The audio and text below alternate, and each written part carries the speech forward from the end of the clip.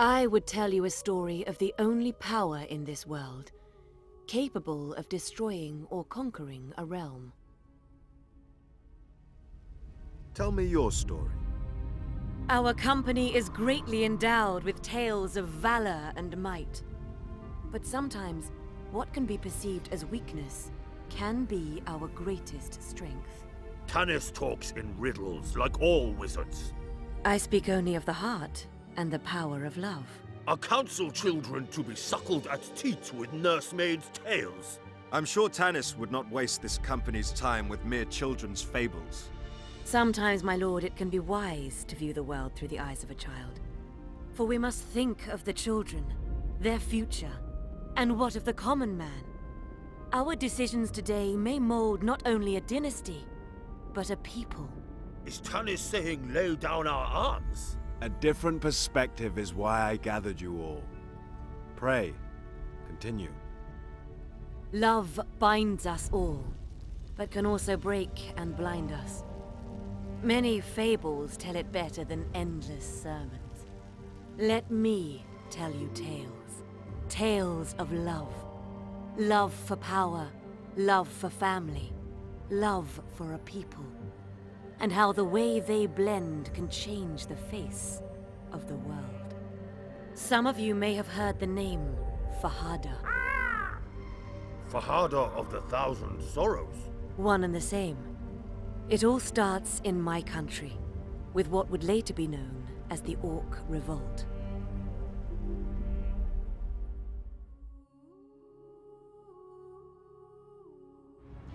Far across the sands of the Sahara, under the moons of our ancestors, Fahada the wizard and her lover, the Jinn Khalida, slept soundly in the jewel of the Seven Cities. Little did they know this was the last peaceful night they would ever have.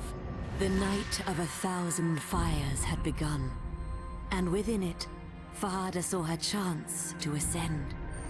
Like the flickering embers, drifting higher and higher into the velvet night.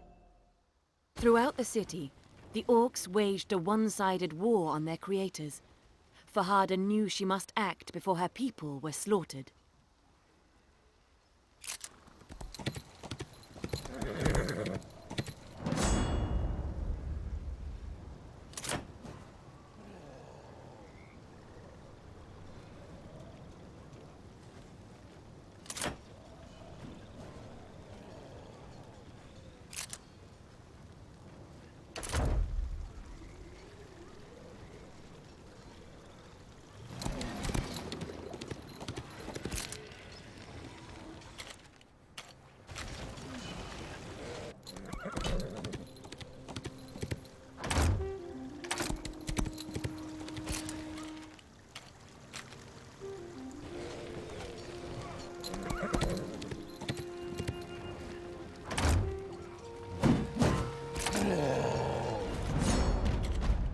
With the city seemingly once again under control, Fahada was summoned to meet Lord Qasim, the first of the Circle, and as such, ruler of the Seven Cities.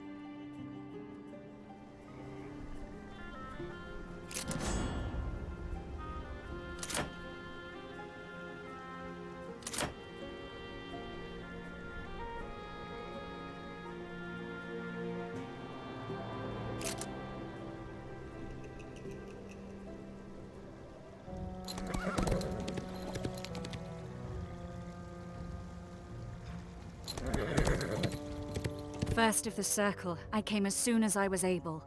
Fahada, this rebellion is not just a local phenomenon. We've had reports of insurrection across the League. I too have heard this.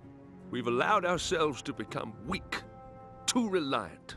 The orcs have seen this. Lord Qasim, we treat them worse than the beasts of burden that ply the Sahara. Is it any wonder? It is too late to point fingers, and your affection for these unnaturals is not unknown to us. These are difficult times, and one should tread carefully. I meant no disrespect. My loyalty to the League is absolute. And that is why we have decided to charge you with hunting out these rebels and destroying them. I'm honored. We have divined the leader of this uprising. His name is Malachua. So to bring a swift resolution to these unfortunate events, Cut off the head, and the body withers. I see we are in agreement. Your first task is to protect the city of Manar. Yes, first of the circle. Farhada, you have shown great potential, though some are not enamored by certain choices you have made. But success in this task will assure your future and a place amongst the Circle of Nine.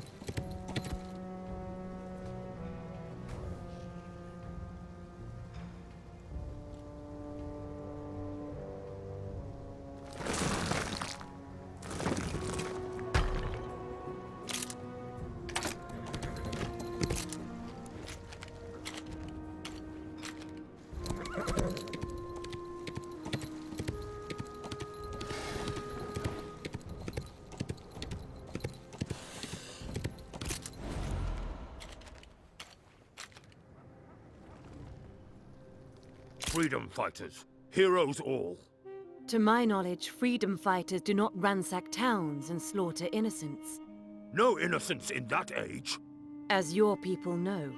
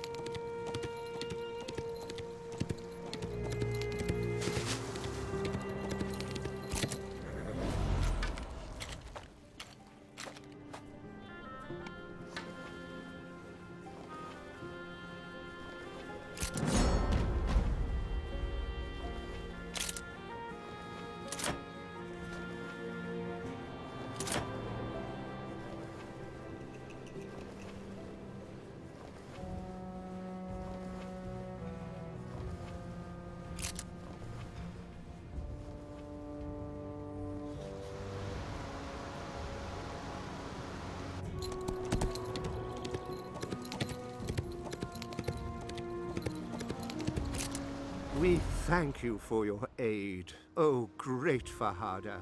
Our humble town is at your disposal. Thank you. I will not delay, but if you could spare some men to fill my ranks. Oh, if only I could, my lady, but we are a simple people, and how should I say? Please, say. After the recent troubles, they do not wish to be far from home, and, truth be told, are uneasy about fighting beside beast men. I see. 1,000 pardons, but though we are far from the 7 cities, rumors reach us. Your liberties in the bedchambers. Do not worry. I will not shadow your door any longer. Let us hope you do not fall foul of any more war parties.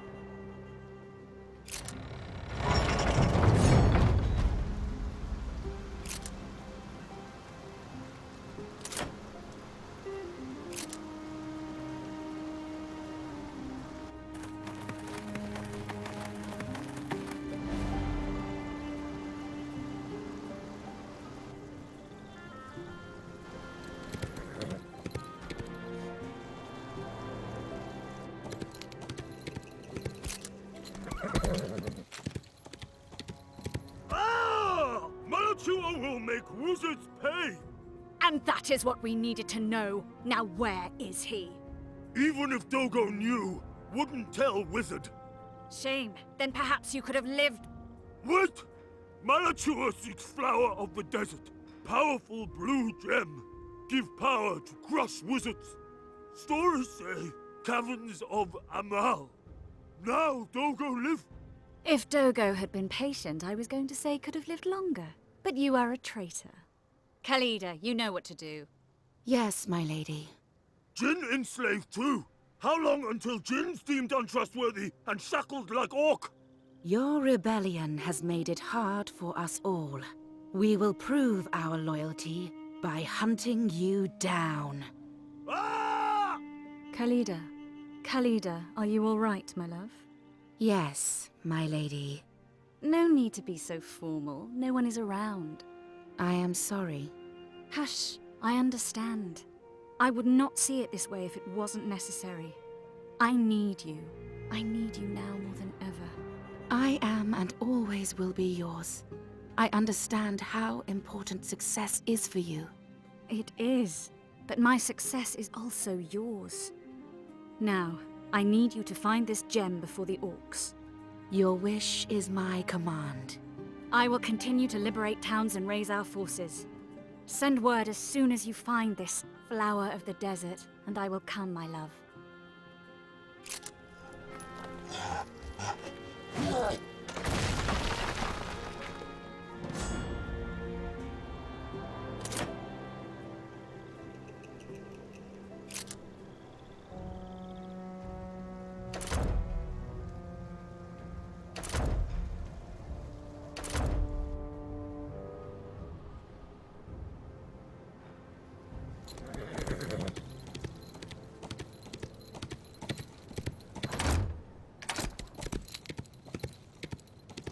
Following the rumors, Khalida flew like a sandstorm to the caverns of Amal in her quest for the mysterious flower of the desert.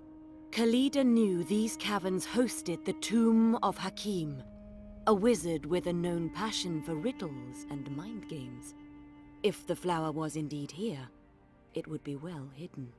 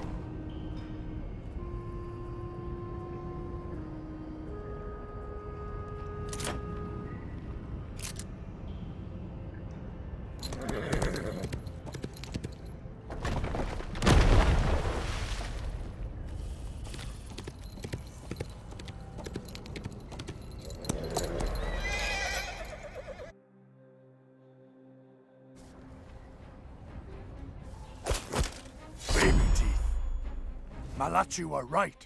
Easy trap. Divided forces Malachua has. Soon Shahibdir will fall, and now the gem is ours too. Your mouth moves, but all I hear is noise. Malachua's smart. Has wizards chasing shadows. Malachua has power now to smash wizards. Drive them into desert. Food for carrion. Idle boasts of a cornered rat. No boast. Dragon's Tear will make us strong, and Django will have revenge. You will not find victory here. Only death!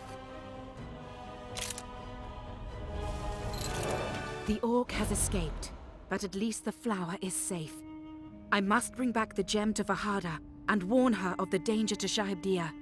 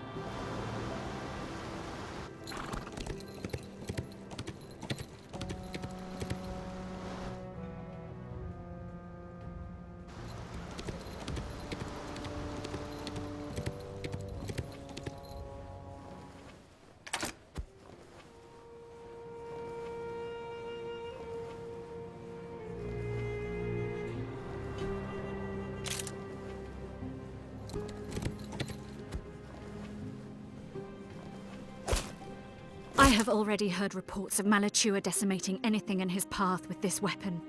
That cleaver imbued with the rage of all orcs. Are we lost, Khalida? There is always hope. I do not see it. We can meet him at Shahibdir, but can we overcome him? What about the flower of the desert? Sweet Khalida, it has power, but it is no match for the artifact Malachua wields. But there may be a way. What? What, my love? No, it is too risky. The gem draws power from the spirit world, but it needs a freely given soul to activate. Take me. Save your people, and it will secure your loyalty in the Council's eyes. Oh, Khalida, I could not. They have never approved of us. They would rather mold you in their image than see you flower as I know you can. My love. You have the power within you to change the course of a nation. But first, you must save Shahibdir. I am sorry, my love. Fahada raised her arms, a swirling blue vortex surrounding her. Khalida screamed, a single piercing high note. And then all that was left was the once desert flower, now a living blue gem, shining with a gently beating inner light. A mineral heart that would allow the one who possesses it access to the spirit world.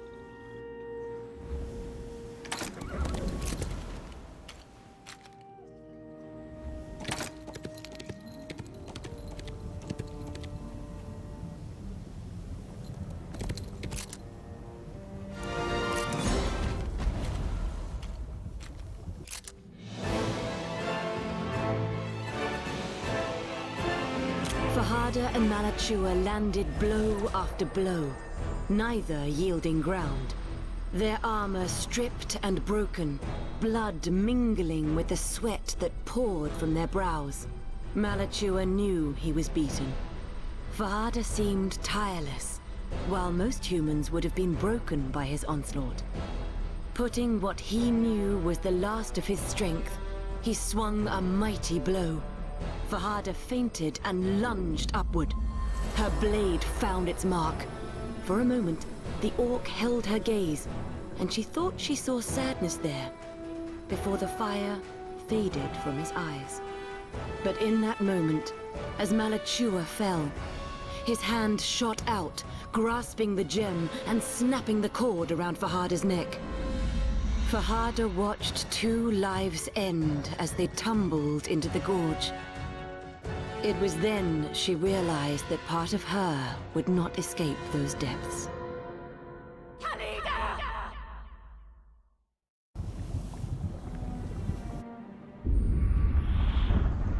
Is love defined by what we would do for another? Sometimes our passions can blind us to what is right. In some, the sadness gives way to madness. Take the wizard Masvar, broken but not beaten after the death of his daughter, Jadua. Blaming himself for her untimely demise, he used all his considerable skill to recreate her. But his creations missed the spark, the essence that was her. Masvar had heard of a gem that could breach the barrier between this world and the next. He believed he could use it to reach his daughter's soul and return it to the construct he had created in her likeness. Vowing that he would not rest until Jadua was by his side, or the very stars themselves went out.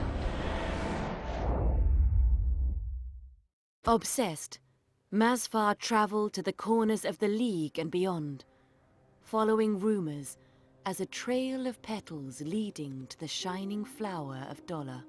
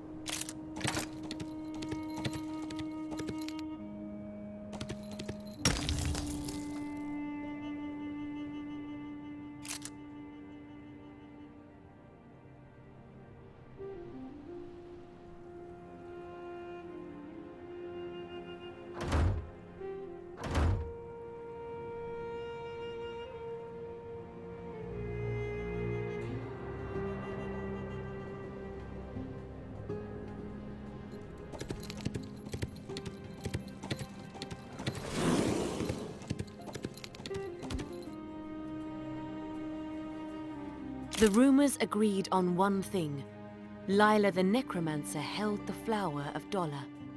Masvar would need to unveil the hidden passages that led to her domain. There was no telling what dangers awaited him once he stepped into these uncharted lands.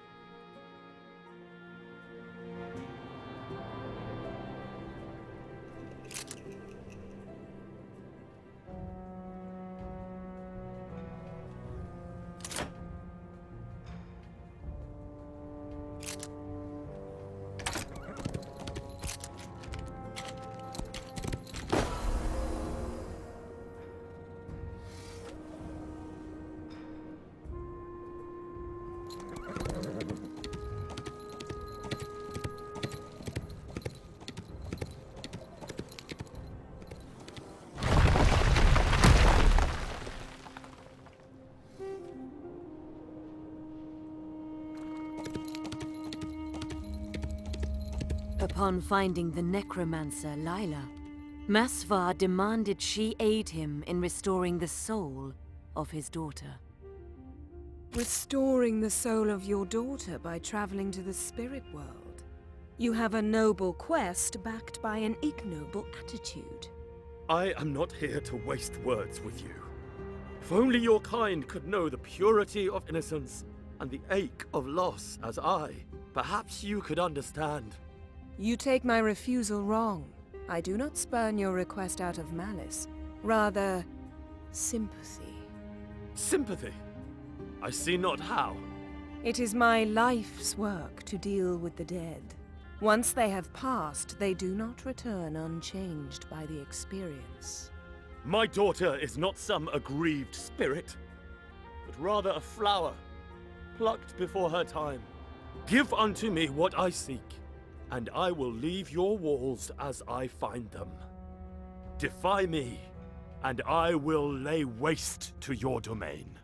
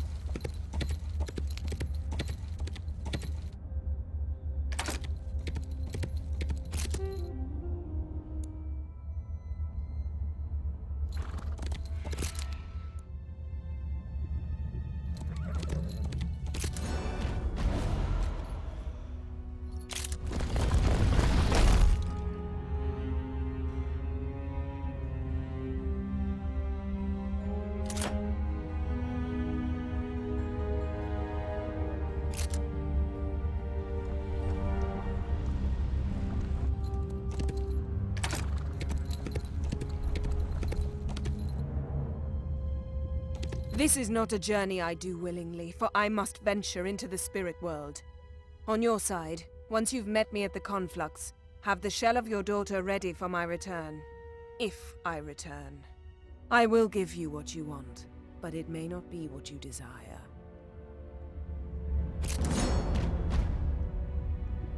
The rumors had been correct. The flower of Dollar had found its way into the hands of the necromancer. It had aided her in her experiments. Would it aid her in her quest? But even with the power of the gem at her disposal, Lila was not foolish enough to venture into the spirit world unaccompanied and unarmed.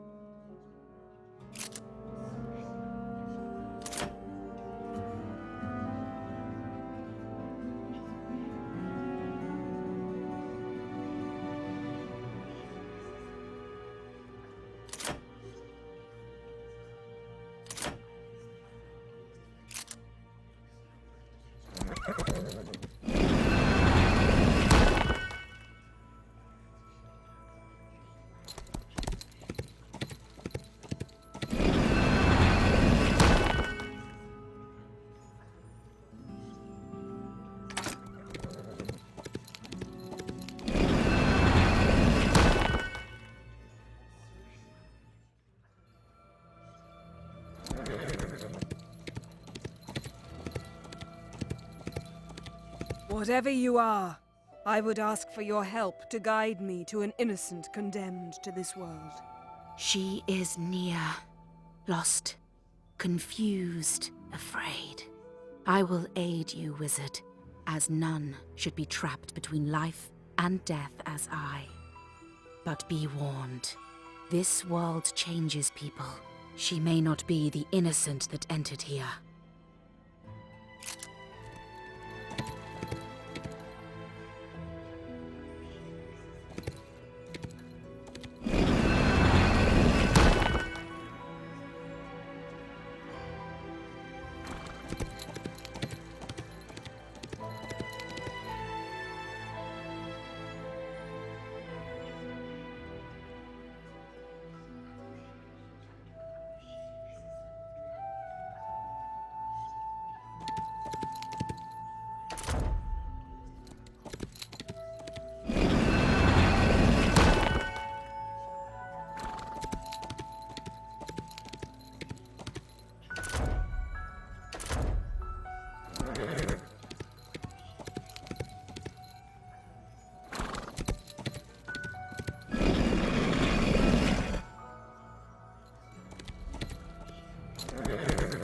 Upon finding Jadua's essence, Lila tells her of her father's sorrow and his attempts to find her.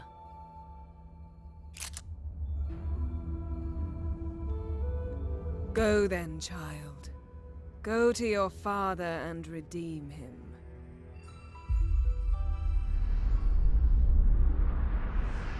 As they returned, Lila raised her arms above her head, clasping firmly the flower of Dollar that had helped her conquer the spirit world. Lila had warned Masvar from their first meeting, but as are so many, he was blinded by his own desires and refused to listen to the counsel of others. He was seeking Jadua's resurrection merely to appease his own heart and misguided guilt. What came back was no longer the sweet child of memory, but rather the tortured ghost of a child who felt she had been abandoned and betrayed by her father. Drawing upon the forces that whispered in her ear in the spirit world, Jadua now possessed the power to reactivate the ancient statues of the Shantaries. She filled the constructs with vengeful spirits, creating an army that obeyed her perverted will, and sent them against her once beloved father.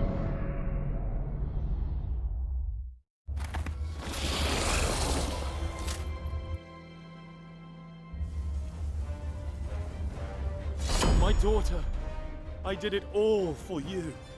You abandoned me! It was an accident, but I brought you back. And at what price? I wish to see you suffer as I did.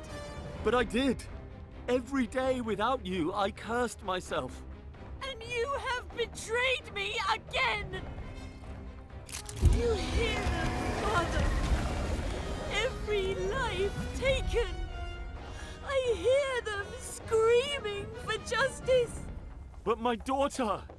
They haunt me for your crimes.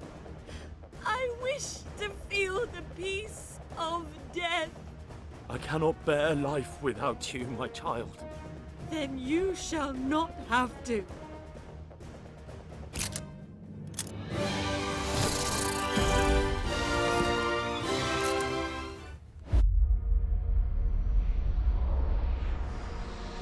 Jadua embraced her father and jumped into the volcano. Without a will to guide them, the remaining constructs were easily sealed away by Lila, using the power of the flower of Dollar. Love can give one the strength to move mountains. It is whether we should move them that is the question.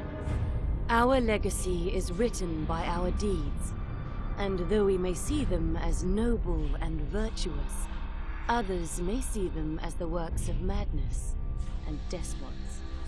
And so, from the purest intentions and great love, great evil can be born.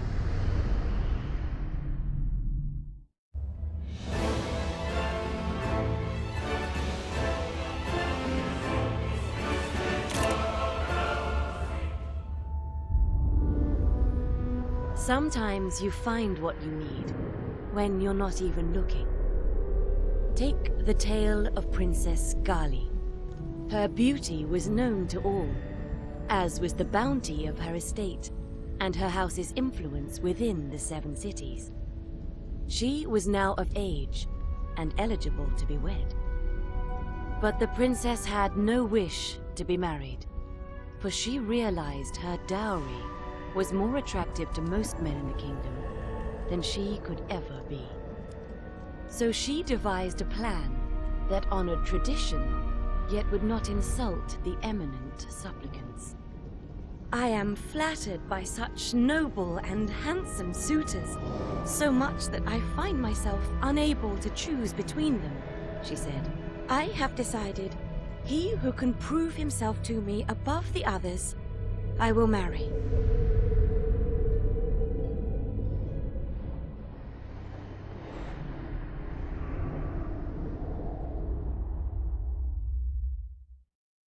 And so each son set off with an idea in mind, to win the heart of the princess.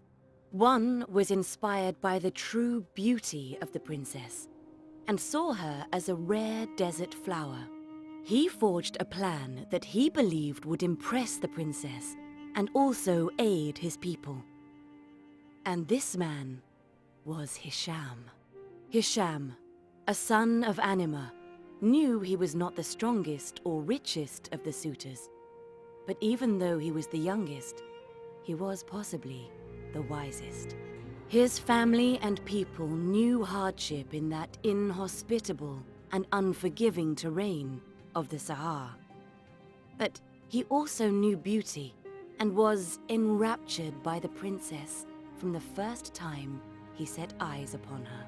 I will divert the Kusai River and create an oasis, he thought. An oasis for all. And if he did not win the princess, he would have helped his people's farmers and herdsmen. For though he had a romantic heart, he also knew the worth of good soil.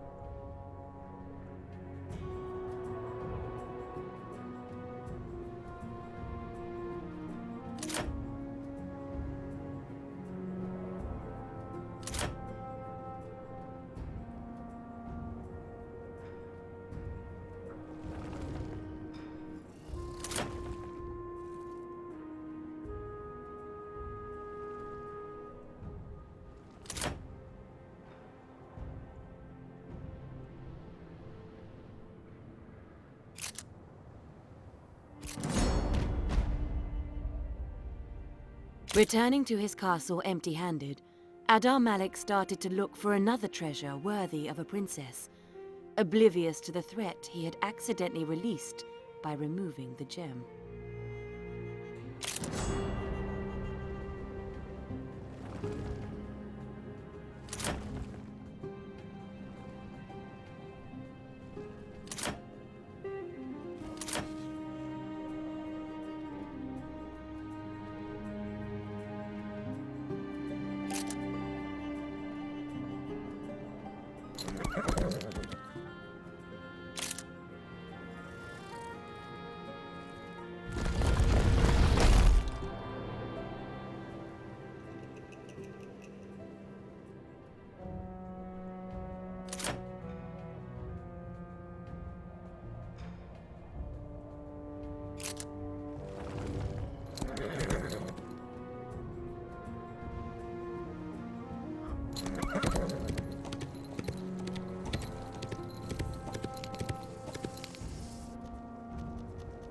Adar Malik of Eterna had heard of a blue gem, the flower of Dollar, a prize worthy of a princess. Stolen from Shahibdia during the uprising and coveted as a sign of the Orcs' independence.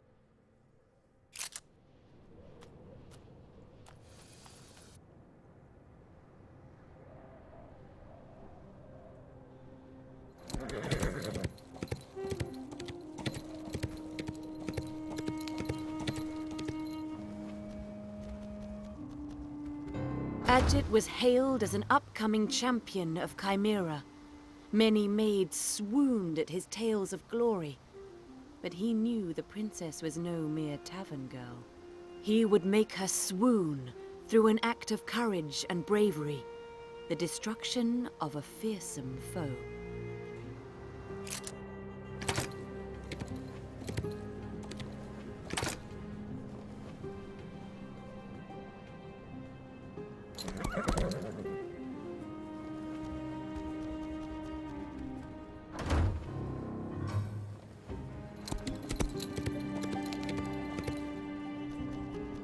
Yazir, an avaricious man, measured all by the weight of their wealth. The princess's beauty was lost upon him, but not her fortune.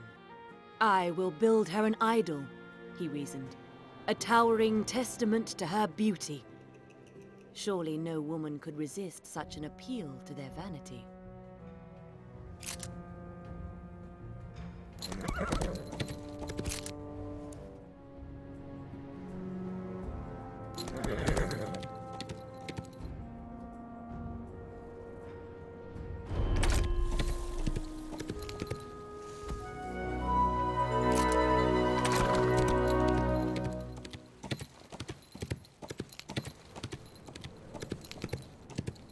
He followed the gem's trail to ancient Chantry ruins. He found them sealed by a powerful barrier. He removed the spell, as nothing would keep him from his prize. Inside, he found the flower of Dollar, as beautiful as the tales had described it. But as he removed it from the altar, enraged spirits suddenly attacked him. As Adar Malik fought his way through the swarm of ghosts, the gem slipped from his fingers and disappeared in the darkness of the ruins.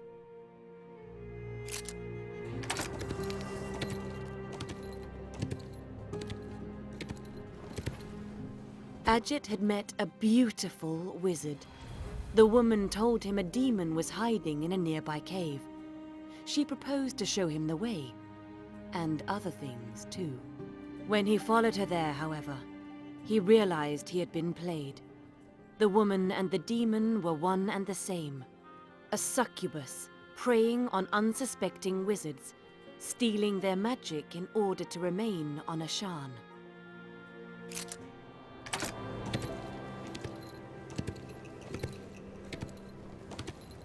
While the others had been losing their precious time on silly adventures, Yazir had been gathering the resources he needed to build Gali's statue.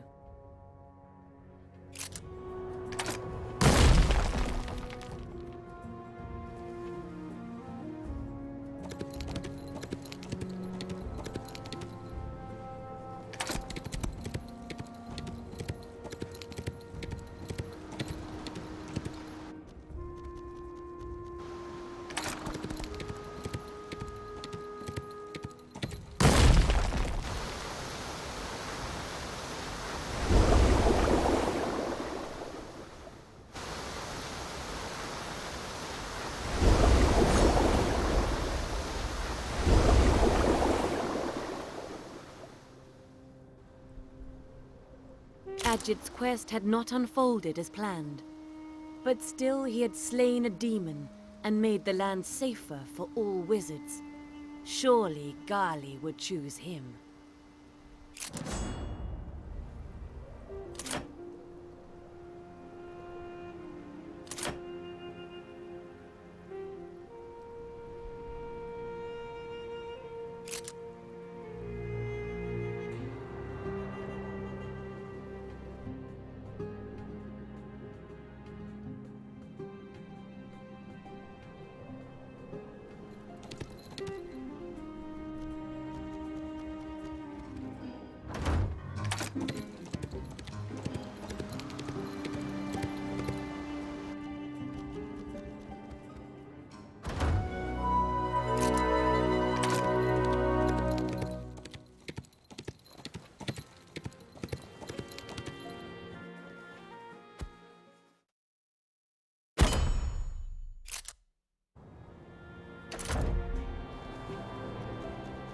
Raiders were always a bother to Hisham and his people.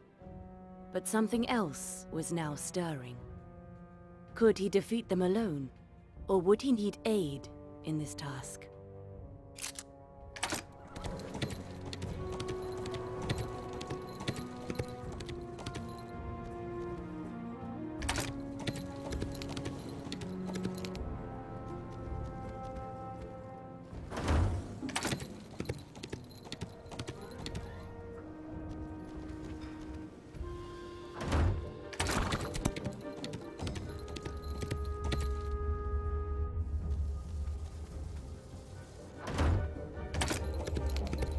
Brother, I am glad to see you. We could surely use a man of your skills. I would love to assist you, brother, but I have a maiden's hand to win. Being the fool I am, I found and lost the Flower of Dollar. But my people are plagued by possessed constructs, and they say their source is in these dunes. I fought angry spirits in the ruins to the south, but saw no constructs. I will return to aid you, after first securing the princess's hand. I fear by then it will be too late. Then I will avenge you, brother.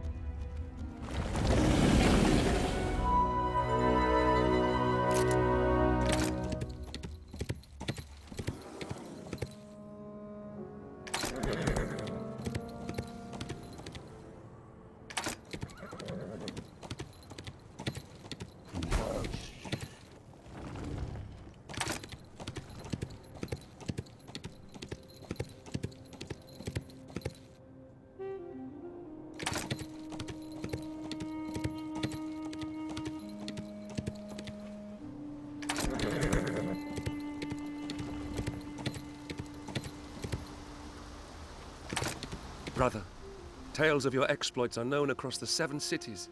Will you help me protect my people? My dear Hisham, I'm sorry. I am returning from a battle against a 1,000 demons and must rebuild my strength. Surely you can understand, yes? 1,000 demons? Really? This is most unusual when no eclipse is reddening the sky. Brother, I'm hurt by your words, truly. So Hisham set out to find the source of the raids on his lands.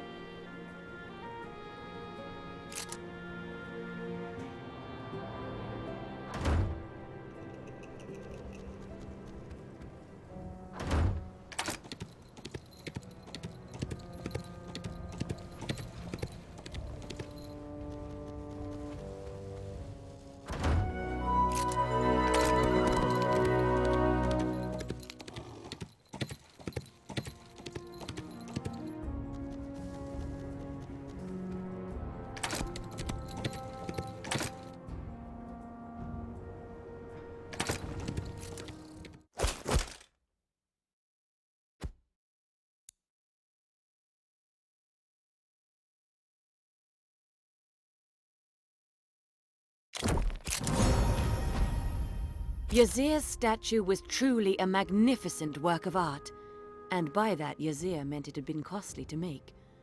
There was no doubt in his mind the princess would admire the sacrifice he had made for her.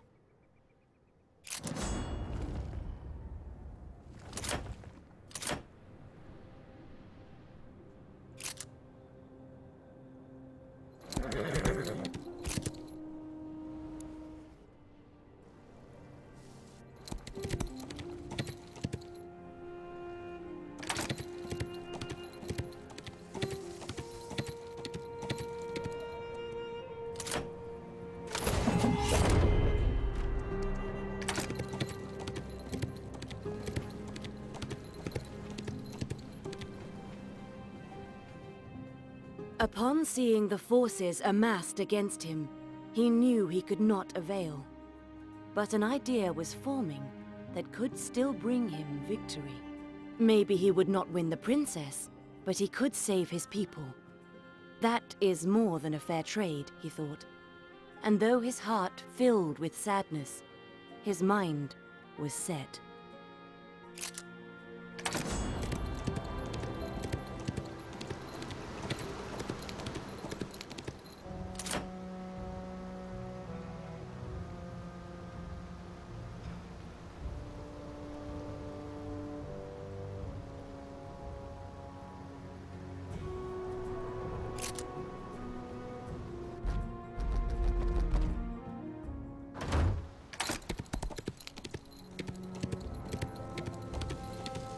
Brother, will you help me? My people have come under attack from a terrible enemy. Unnatural and brutal that spares no man or animal in its path. Can you not see I'm busy? What goes on in your lands is your concern, not mine. But surely, brother, this threat will affect us all. When I win the princess's hand, I will move to her palace and be far from these troubles. But what of your people? What of them? Now go. I've no time for you and your whining. Go defend your farmers and goat herds. I am born to a palace, you to the hills.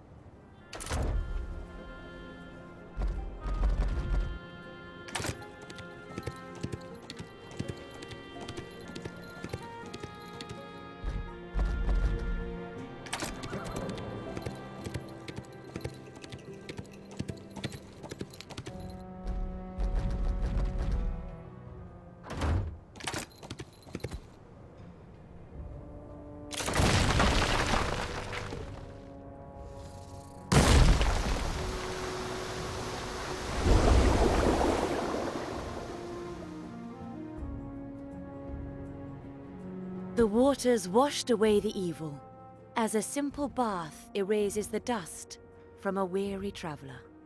Amidst the broken constructs, Hisham discovered a beautiful blue gem. Maybe he could offer it to Gari. Hisham could sense the gem's connection to the spirit world. It caused him to remember Adar Malik's tale, and suddenly, all was clear. This had to be the Flower of Dollar, the gem Adar Malik had been seeking. It must have somehow unleashed the fury of the spirits that now possessed the constructs. Then, Hisham knew he had only one possible course of action.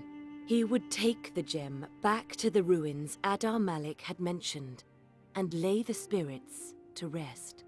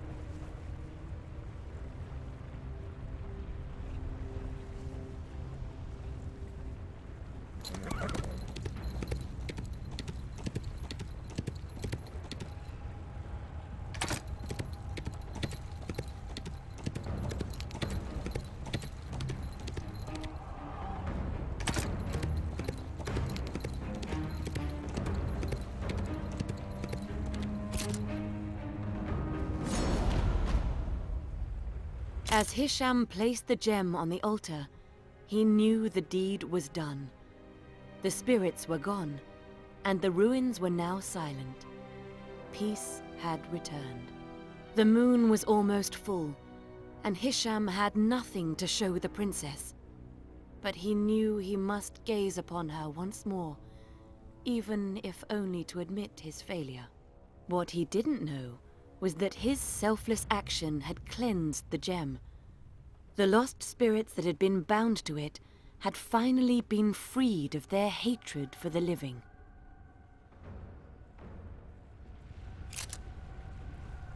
Adar Malik of Eternal, you have truly claimed a wondrous artifact in my name. But you unleashed a terrible scourge on this land, and would not help a brother in need. I will not choose you. Ajit, truly your bravery knows no bounds. But to rule, you must also show wisdom. You are too trusting in might, and were too easily fooled by a pretty face and beguiling tongue. I will not choose you. Yazir of Materia, you are suited to your house, for all you value is what you can hold in your hands. I will not choose you. And Hisham of Anima, what of you? What do you have to offer? I have nothing to offer but my heart, my lady. No gems or precious idols? No enemies slain at your feet? I am sorry, my lady, for I have failed you. No, you have not. I have heard of your courage and your wisdom, but also of your love and compassion. A man cannot rule by head alone. He needs his heart to temper the steel of cold judgment. Hisham of Anima, I choose you.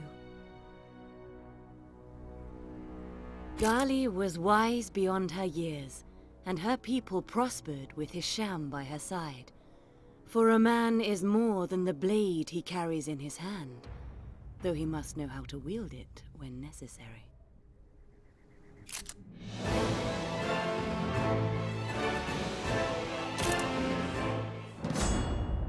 We have seen the path of the Flower of Dollar as it became known.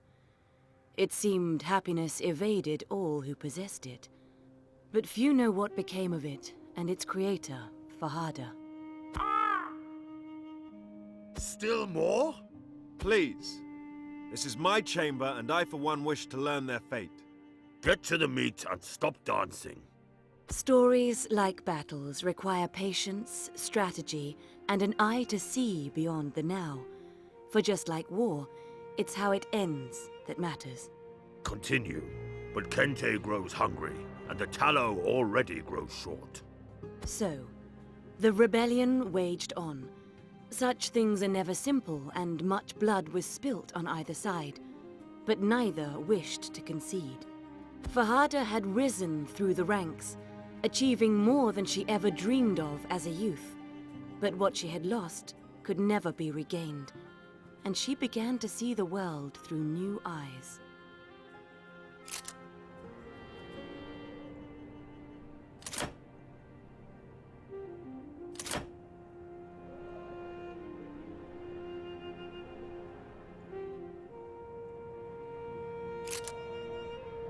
Fahada's recent uncertainty on the validity of her mission to exterminate the orcs from the land had not gone unnoticed by the council.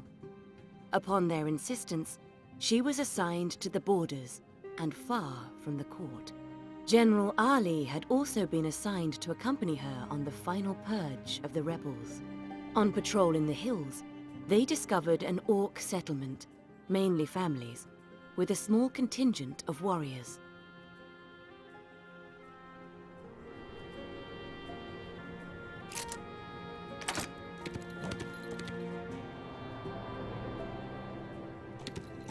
They are defeated. We should move on. Our orders are clear. No rebel shall be left standing. They are but women and children. The circle was correct. You have gone soft with the years. Perhaps. For I have built myself upon the bones of others, and now I am left with nothing but the ashes of misgiving. You were never fit to wear the robes of office. Your weakness has always been your compassion. We will see who is weak. Defend yourself!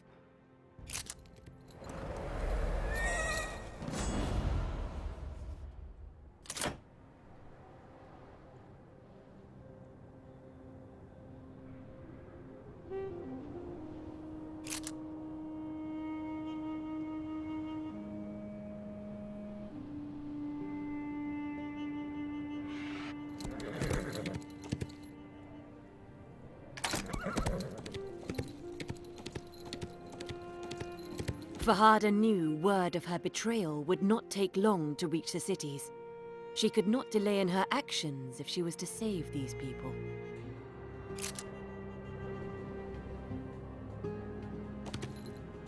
Take your people and flee. Other armies will soon follow, and they will now be hunting us both. The tribe must move into desert as fox into hole. But Django must continue. I will stay and delay your pursuers as long as I can. Django doesn't need help of Wizard. This is Django's fight. If Wizard has no reason to stay, Wizard should leave. My fate was sealed long ago, and no matter what I do now, I cannot undo the past. Then don't wait to die. Fight to live! If only it was that easy. Go to the Weeping Well in Chantery Ruins. Creatures there killed a thief who came to drink. Found blue magic gem. The thing's entranced by the stone's song. Django knows gem. Maybe gem will aid Wizard. If Wizard survives, Django be at the pass. Meet army there.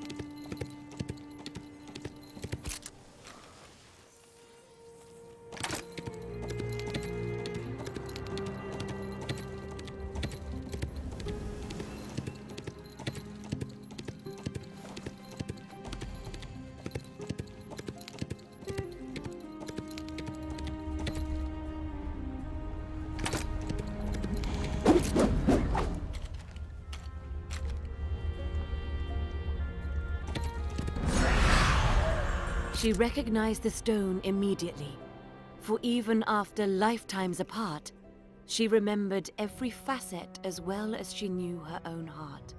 The flower of Dollar had once again returned to its rightful owner. I know you as I would a shard of my own soul. So all roads meet. Do we seek our own path or travel Destiny's road? It is fitting we are reunited now. So one last adventure, my love, for I fear the end of my journey is near. But I will perish with you next to my heart. It is more than I deserve.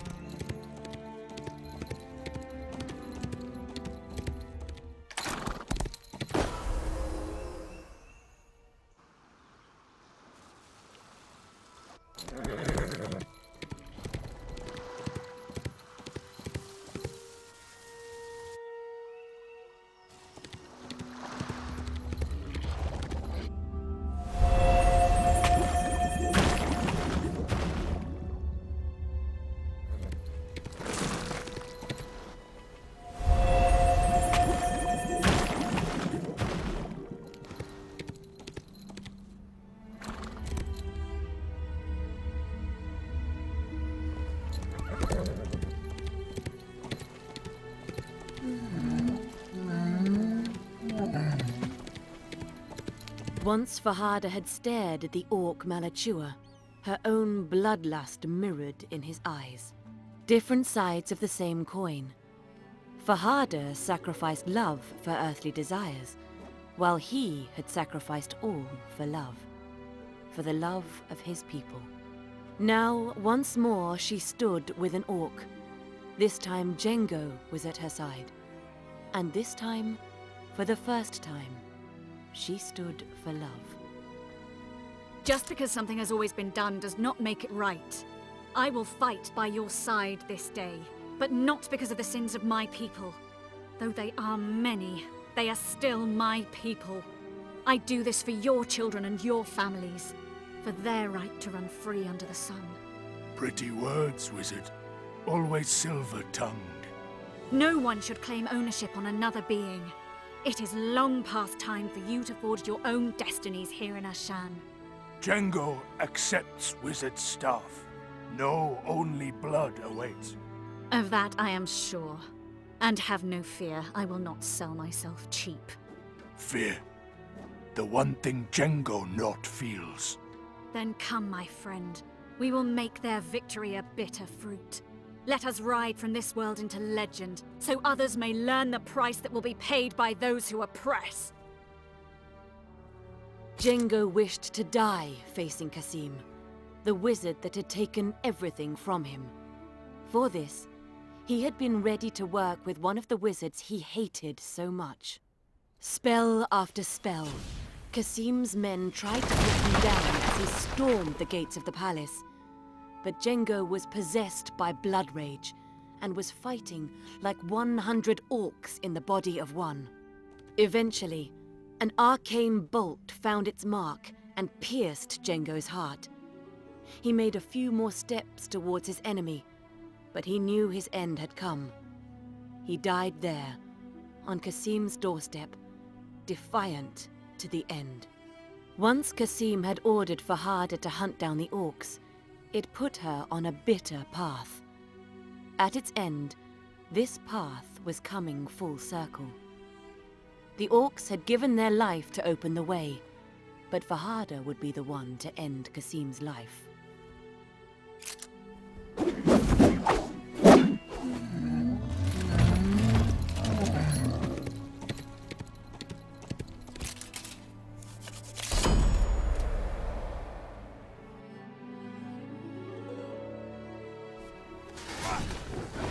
You are a fool, forsaking everything you have, everything you are. But I was nothing. A fool I was that it took me this long to realize. Then it will be a relief when I separate you from your existence.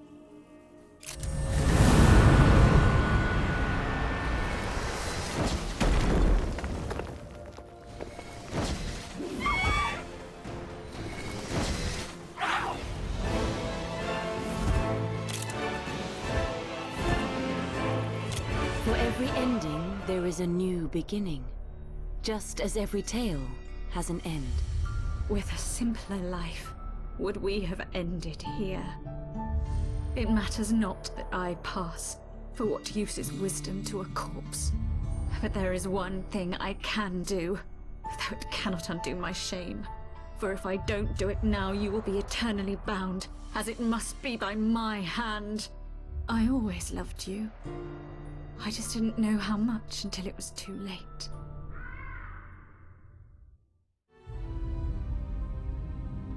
No war is without casualties. Every survivor carries scars of their battles. Though they may tell grand tales around the fire, in the dark, before the dawn, even the bravest warrior will shake at the true cost of it all. These things counsel knows. No, my friend. We say we do, but truly, do any of us count the true cost of war? We are all creatures of battle. Maybe sometimes we should let the heart decide where the blade lands. The more riddles. You didn't let me finish. But when the head and heart work in conjunction, there is nothing that they cannot do.